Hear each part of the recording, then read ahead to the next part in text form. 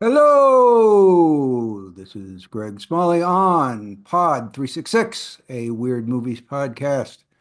Joined this week, as I often am, by the counterintuitive Giles Edwards Hey, and his cat pin. Yes.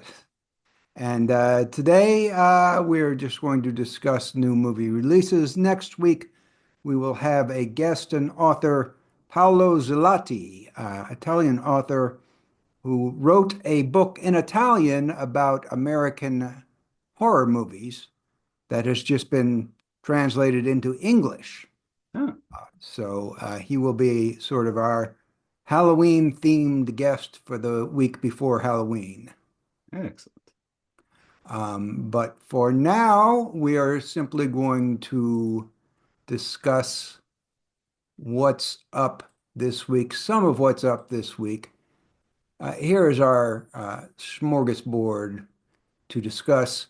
Before we even get started, I probably have to thank those who pushed me to see The Substance, which I was going to see eventually. I do not know if I would have seen it this week and planned to write it up, but thanks to our previous guests' high opinion of it, Mm. I decided to see it and write it up. And indeed, the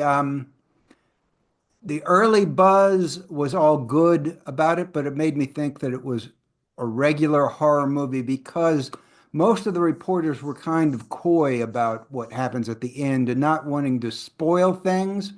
They would say, that it was wild or bonkers, but that doesn't truly give you a sense and of what happens at the end, which is indeed weird. And I will say that one person walked out during the ending of the film. During the ending, my word, that's The possibly the most last, promising. yeah, last third.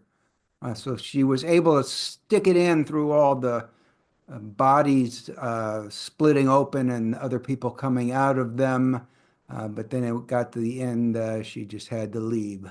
So that was only one person though, in a fairly well attended screening for a Wednesday, full price uh, screening. Oh, So yes. I will write that up and get that out. It will be on the site. A review of The Substance will be on the site before you hear this tomorrow, as we record it today. But let's start by discussing what we do have to report on for this week. And we're going to start with this. Giles, would you care to describe the still here? Yeah, this looks like a photo still, but the lighting's a bit, let's see, it's a bit oversaturated looking.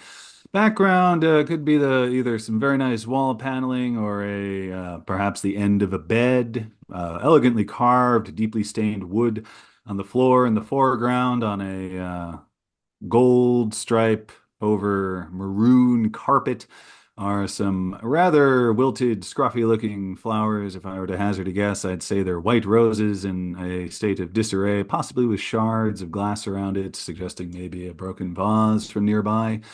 And splitting the image is a hand extended downward with fingers out, not quite reaching the floor of desiccated plant material with a different hand, quite obviously of a different person, grasping it firmly just above the wrist. So all told, rather striking and suggesting who knows what is going on above where we cannot see.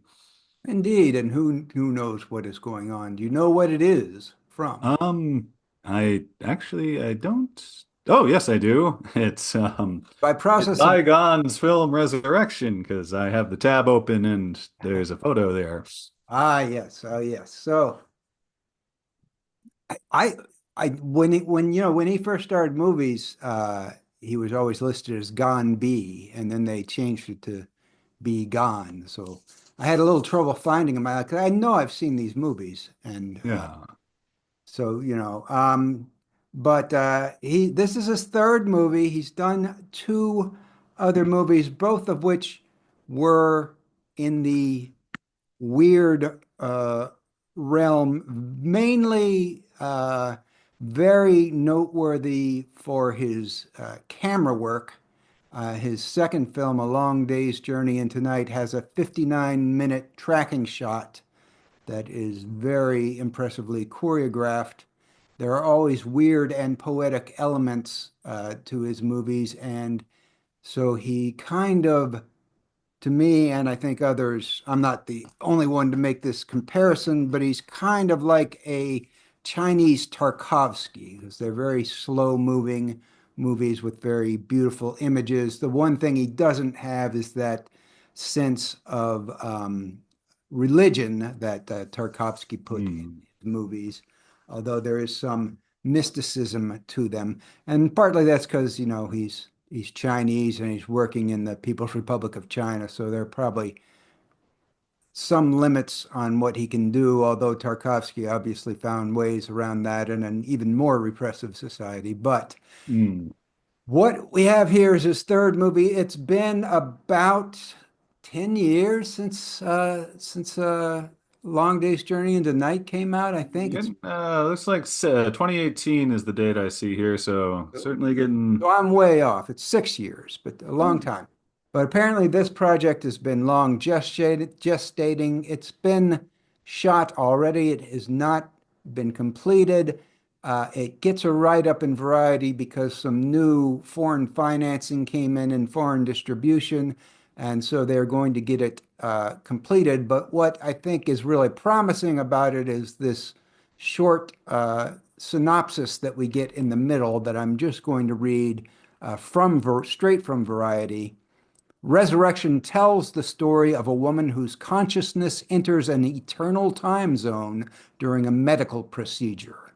Trapped in a dreamscape, she encounters an android corpse and attempts to awaken it by recounting stories. As the android traverses these stories, its senses begin to awaken, driving a surreal journey of self-discovery. And so that sounds really promising and sounds like he's upgraded the weirdness from his previous films. And maybe we'll see it in 2025 Hmm, maybe. in art Hopefully. houses near you. Seems like the kind of thing that would show up at Cannes or Venice or some of your bigger festivals, international festivals. So, just an early note to take a look, be on the lookout for Be Gone or Bygone's Resurrection. But moving on to movies that you can see, well, some of you at least can see right now. We've had this still before, Giles, but you want to describe it again? Well, it is a very good still, so yeah. Arboreal scene, nighttime fog going on, lots of crisscross trees dominating the slice of landscape we see here. Two figures are kneeling near each other. Looks like one is comforting the other. They're both comforting each other there. And the primary object in this frame, taking up a good dollop toward the middle of the screen, is a brain, a human brain that looks like it's probably about as tall as an average person, just kind of nestled there in the foliage, even has some ivy growing over it around the base. So this is a brain that this isn't newly there. The brain's been there for a while. And this, of course, is, That is Guy Maddin doing a thing called Rumors. which you will appreciate because he spells it in the British fashion with the Uh, OU. Um, they will be Canadian up there in Canada. um, and it's Guy Maddin, of course, together with, let's not shortchange, Oh, Evan right. Johnson and Galen Johnson, who have worked on his latest movies and are really, I don't know much about Evan and Galen Johnson, except that Guy Maddin seems to be like grooming them to take over for him because he's not Guy Maddin's probably in his 60s now. He's not. I'd say on the younger side, 60s would be a good guess. Yeah, No. he's getting a little older, so he's on his last films. He's brought in some new blood. It worked well on Forbidden Zone, which I think only Evan helped out with, and then Galen came on later, and those guys do some short films of their own. So this one has been at festivals. It's now finally in theaters somewhere. It's going to get a very limited release, being a Guy Maddin film, but It I'm does. not sure. Go ahead. I was gonna say it does have one big name, at least for we North American peasants. Will all recognize Kate Blanchett as an actor of interest here, and I'm sure the other seven people listed are very fine actors and famous in their hometowns, but Kate Blanchett is probably the biggest name slapped across this project. Alicia Vikander is pretty well known. Okay, no. She was in she's been in many things, which was in the Android and Ex Machina. Okay, yeah, she is younger, which is why I don't know Yeah. her because I don't know if I know any actors under the age of 40 these days. Yeah. No, so those are the two big names, and they play two. I'm not sure. Kate Blanchett plays a G7 leader. I'm not sure if Alicia does or not, just looking at this promotional still.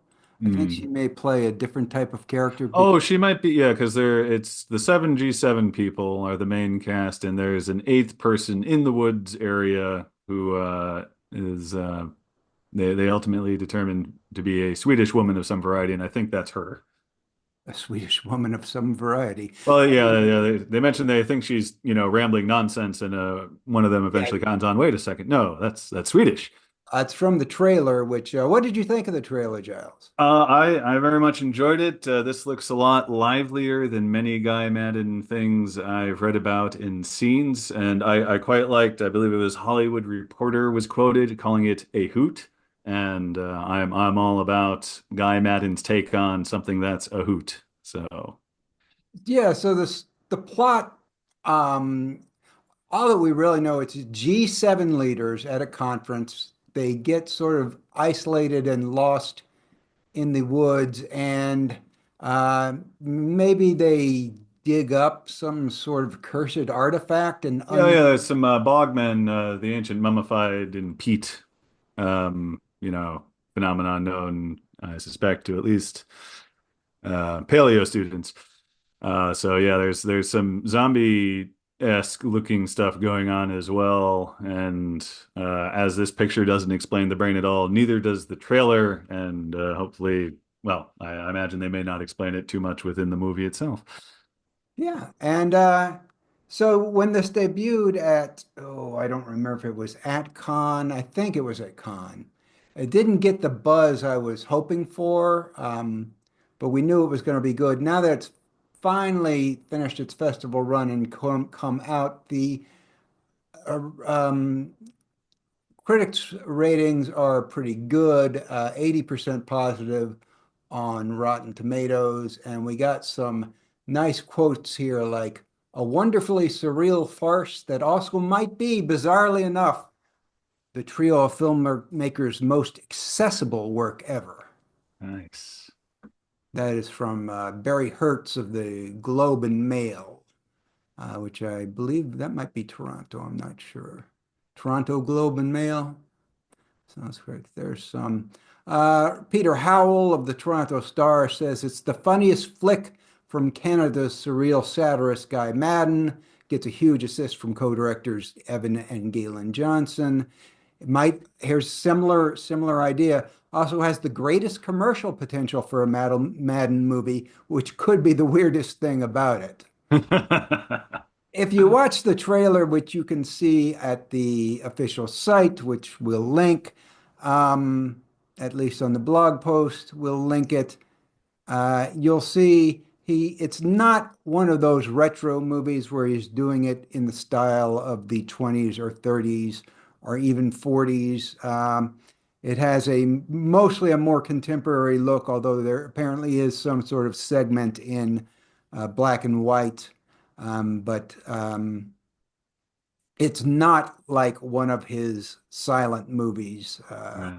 that or early talkies Yeah. that he's done. It's very, if as you'll see from the still, very colorful looking film. So Mm. actually, we're quite looking forward to that. Probably the biggest ticket thing on the menu Mm. this week. Yeah. The vibe I got was screwball horror. I think one of the quotes was something along the lines of Night of the Living Dead meets Dr. Strangelove. Yeah.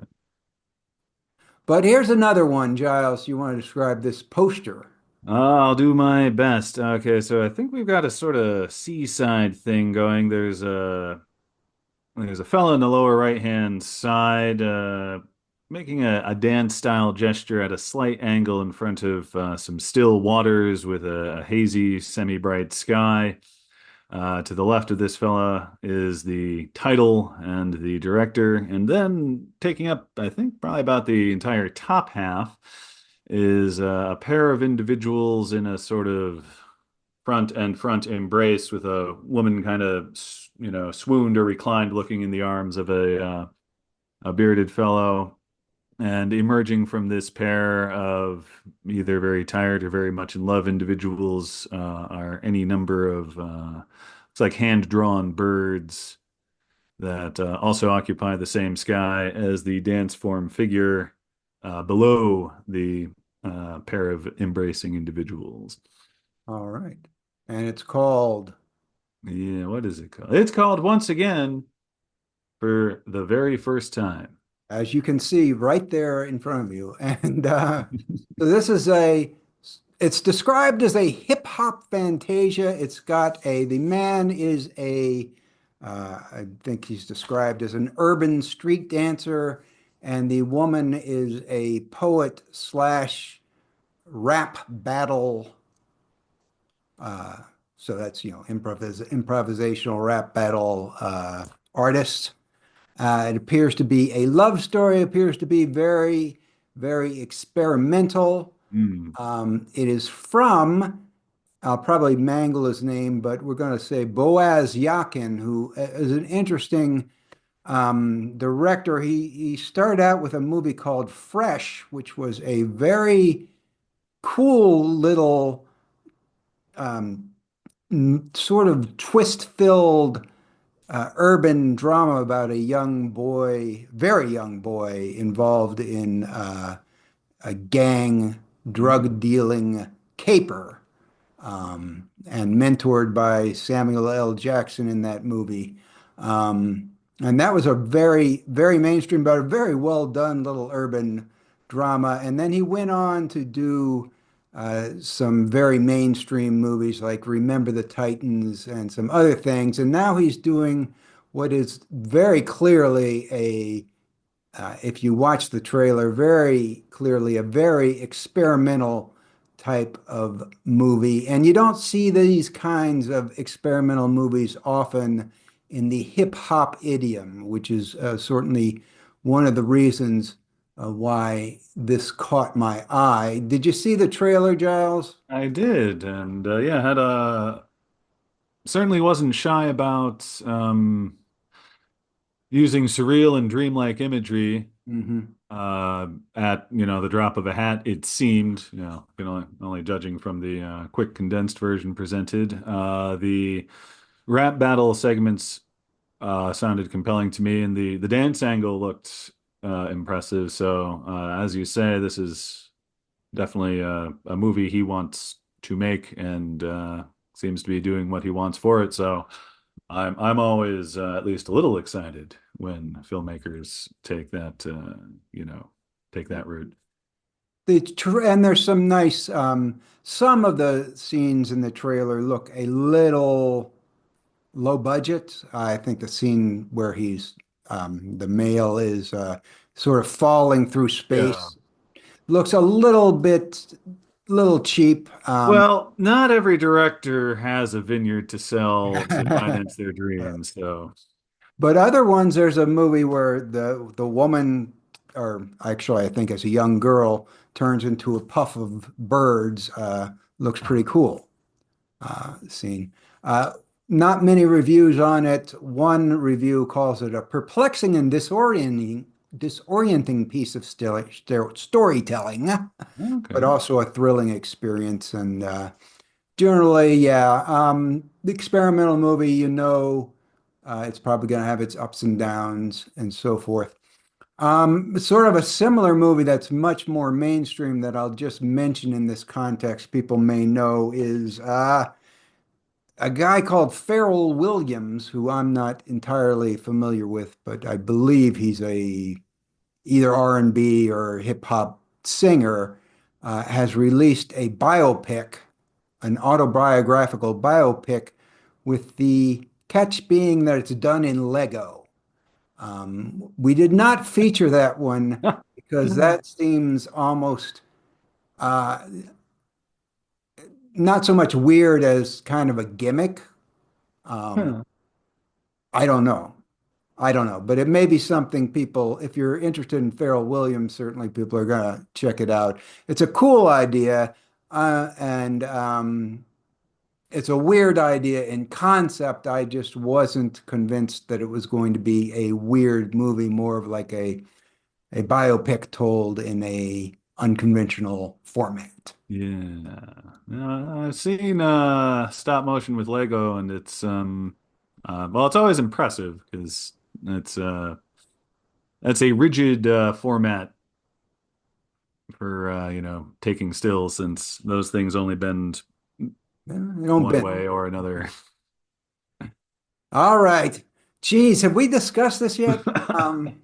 All right, for about the eighth time, All right. All right, this is Giles, the you're describe this. Have you described this poster before? You I have think I various might have. ones. It's hard to say because we've talked about this for years, it seems. Yeah. All right, so we have an overall crimson tone. There are two figures in this poster taking up, let's see, one of them center takes up a good third to a quarter of it, maybe more, and then behind him is a profile view of another character. This is done in a sort of photorealistic painting style, so I wouldn't be surprised if they started with the publicity stills or snapshots of these two, and then did some brushwork on and around it. There is, I'll start with the woman. She is profile format, deeply, let's see, makeup, eyes, nice dark charcoal substance, heightening, I'm going to guess, the shadow angle, whatever. Very beautiful woman with a sort of front bangs with curls kind of thing, an elaborate headband going backwards into, looks like, I don't know, some sort of very nice fabric. And she kind of looks very dispassionately off to the right-hand side and superimposed in front of her, dominating the image and being the titular character is at least with the color scheme and style they've chosen, a very surprised looking portrait of this actor in character with some gold tone, leafy circlet thing going on. Young fella, uh, big name of the era, and I guess I don't know. I think it's the way they painted the one eye we can see that really just sort of screams he is seeing something right, not too far beyond my right shoulder that is causing any amount of distress. So I guess it's Omen-esque kind of looks vibes here. that's one way to interpret his expression. I'd say it's intense looking. Oh, okay. Yeah, yep. I can see intense as well. He might be observing what he has wrought. And this one did rot a good He deal wrought for he his wrought brief some stuff. years. Because it's Caligula, the ultimate cut. Now, Giles, I've given the history of Caligula a billion times. Do you care to do it like in a minute? I'll do my best. Back in the day, there was a guy named Tinto Brass who wrote a screenplay for a biopic of the most notorious Roman emperor. This got a lot of stars, among them Malcolm McDowell, Peter O'Toole, Helen Mirren, and a few others. And unfortunately, the production was taken over by a guy whose name I don't remember, but he was the head of Penthouse. And he thought, you know what? Let's try and cram as much porno into this as we possibly can. And so what happened was we had a very pornographic, while simultaneously rather, I don't know, dry and tedious to me experience over the course of three-ish X-rated hours with the great names of English cinema at the time, alternating with hardcore sex shots with very attractive extras. And so what's happened is apparently Tinto wanted to remove his name. Everyone wanted to remove their name. There's hundreds and hundreds of hours of footage shot, and for the longest time, all we could see was the kind of boring but very X-rated cut. But someone has gone through the archives and with the help, I'm presuming, of the script and other, extant notes about this movie, has recreated what they feel is Tinto's actual vision. Sure. The only correction is Tinto is the director, but the Director screenplay was by Gore Vidal. Gore Vidal. Okay, yep. Sorry about that. Yes. Yes, and now the reason we're talking about it now is it's on this cut in particular is on VOD this as of this week. Video on demand for rental or purchase. And hopefully we will not talk about this again because we've talked about it so much. The Blu-ray is already out. There is a 4K slash Blu-ray out in Australia. There is another 4K coming from Canada next week. We're going to skip talking about that one because I think we've talked about it enough. So just realize, make a note in your mind next week, Canadian 4K of Caligula comes out, and we'll talk about it again once the Steelbook arrives. Yeah. But until then, Steelbook. Caligula, the ultimate cut. Here's your best chance to see it, probably. Way most people will see it is on VOD if they want to see it, For unless you three want to spring hours. for the Blu-ray. Yeah. Um, okay, here is another still, a new still, Giles. Right. Well, Up and away into a very gray, fairly bluish sky, cloudscape serene. I think we can just about see the tree line. And of course, what we don't expect to see this far up off the ground are one, two, three, four, five, six, seven figures. Looks like all of them female. Four of them clad in similar subdued gold tone, I'm going to say sacramental robes, long flowing black hair. On the right-hand side is the biggest splash of color, albeit it's muted. I'm going to say that may well be because this is from an old print. Has some nice pinks, corals, purples, and the individual wearing this ornate robe looks a bit younger than the rest. Sort of in the back of this is a blonde individual with a sort of, I don't know, ochre kind of robe thing and similarly flowing hair. And I'm going to guess the main figure here is the one clad entirely in white, whom we see just about all of her, except very much obscured by a robe of ornate variety that is very fluffy, doubtless to echo the clouds that they are all suspended in front of. And she is done full face in chalk white makeup with different parts accented to the eyebrows, lips, and so on, done up in black. And I'm guessing from here, and she has the long flowing hair thing going on as well. So this is a group of, oh yeah, and the non-white clad figures are generally in a kind of congregation of form, some of them looking like supplicants maybe for this cloud colored robed center individual. and it's you could describe the makeup, although you can't see it in this There's close view. Kabuki-esque, or perhaps that might be the wrong country, but Oh, that Kabuki. okay. Kabuki, because this is actually an adaptation of a Kabuki story done in traditional Kabuki costuming and dress. And the name is, Demon Pond. the English name at least is Demon Pond. Movie I had never heard of until it suddenly popped up this week from the Criterion collection. Huh? Apparently, I don't think it's ever been on sort of a legitimate home video release. I think there have been pirated copies floating Hmm. around. I found an old uh, YouTube review of the movie that made it sound very good, sound very eerie. The guy appreciated the kabuki. He says it's kind of like a clown thing. You know, if you have a fear of clowns because of the exaggerated expressions and so forth, there's that same kind of uncanniness to the kabuki makeup Yeah, characters. And see. did you see, Giles, the clip? There is one Yeah, clip that's on yeah. YouTube of it. That looked very dreamy. Is the kind of thing that there was like never. It was a very busy screen. There were all kinds of great little details to take in, but it was also very slow moving. So it's the kind of thing that I imagine will prove to be very interesting, but you'll want to be fully awake for it because I could easily see one slipping into a neat kind of, reverie uh, while observing the kind of fantastical human figures there and the trance-like score that was going on underneath. Yeah. So it's an adaptation of a Japanese fairy tale about a demon pond and a magical bell that has some effect, and a question of whether the demons within the pond are affecting the lives of the local townspeople who live there and what their motives are. And somebody has to go and perform some kind of ritual, which you'll see in that clip, which will be on the site. A couple other pieces of trivia about this film.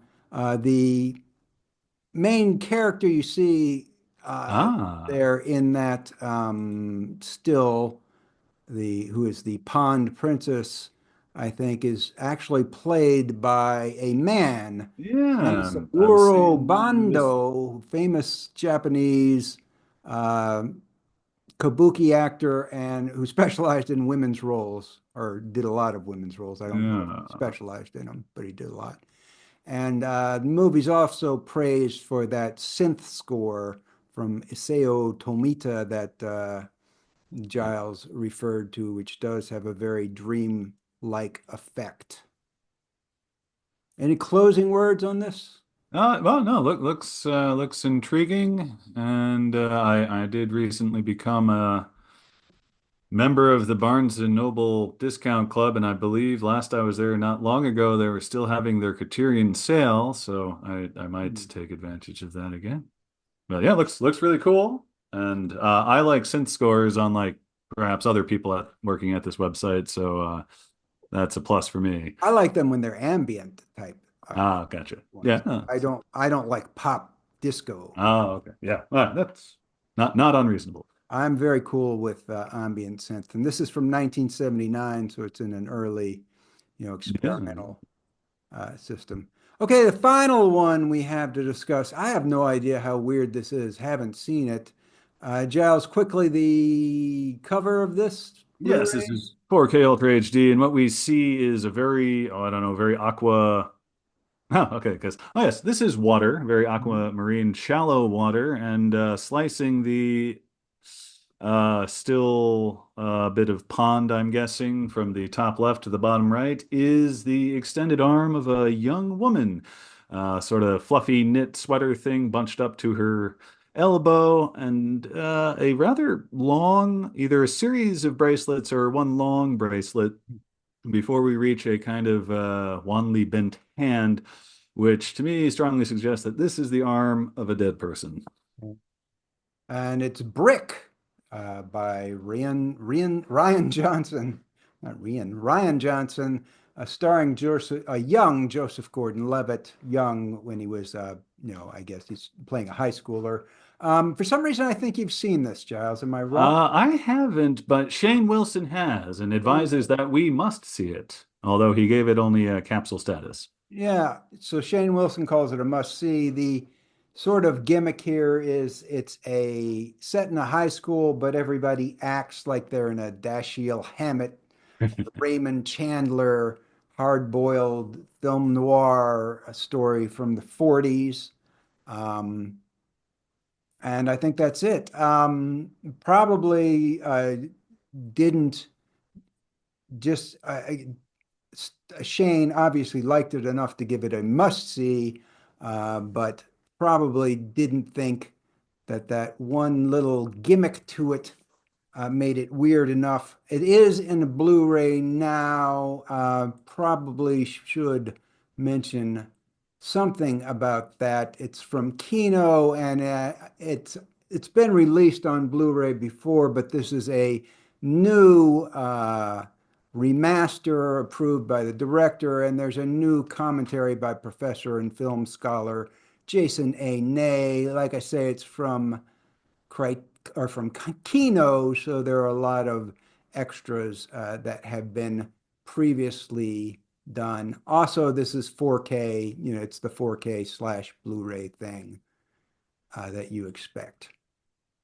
And that is all we had for the week.